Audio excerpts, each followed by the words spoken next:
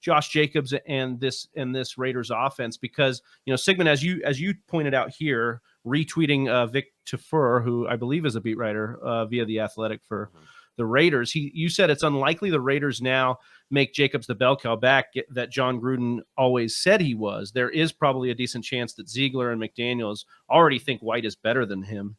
A committee approach seems to make sense, keeping everybody fresh and ideally available. And so we've seen it in New England, obviously the RBBC.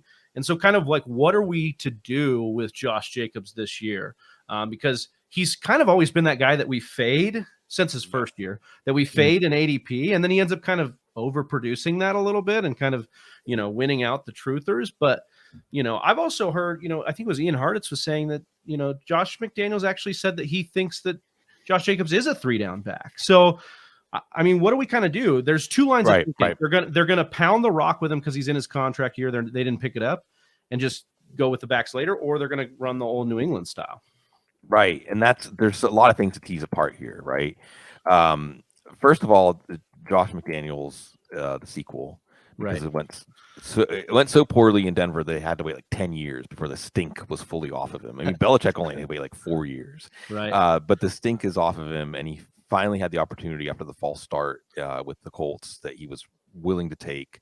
It's kind of weird to go back and think about that, because we all thought that meant that he got promised the job. Right, like he was heir apparent or something. Things change, though. Things change. So first of all, and we get at some of our larger assumptions when we start to examine these situations, because first of all, again, change, and that's important. That's what we want to look closer at. Josh McDaniels, what has he done before?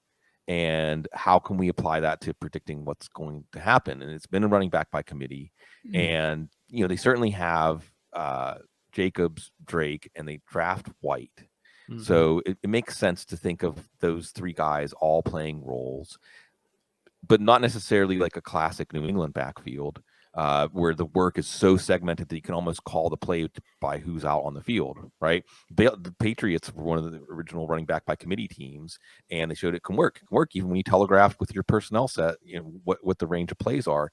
But I think that what Vic Tafer's covered the Raiders for a long time. So one of the things when you're looking at beat writer stuff is how long is this coach? How many coaches, how many regimes have they covered this team? And he's been there for a long time. And he tells you that this was Gruden's intent. The Gruden regime took a running back in the first round. The Ziegler regime did not pick up the 5th-year option. And they drafted Zamir White, who, in terms of raw wattage of running back talent, is he's a motherfucker. Came in as the number one halfback recruit when he was coming out of high school, 5 stars. Yeah, and you're saying, well, why didn't? Well, he was at Georgia. All right. I mean, we may see that both James Cook and Zamir White ball out in the NFL. I think both of these guys, you have to keep them in mind as we're talking about Alabama backs. So I just think that you are going to see Kenyon Drake come back from a broken ankle. I mean, the other thing about Jacobs to keep in mind is he didn't show up at minicamp. I mean, he was there physically, but he wasn't practicing. Now, could be nothing. Could be part of the reason that they didn't pick up his 5th-year option, right? Just that they don't see him staying healthy. Certainly, he was used in not always a wise way under Gruden. And I think that wherever you want to place your chip on how much he's going to be used, it's going to be less. And we weren't exactly happy with his usage under Gruden.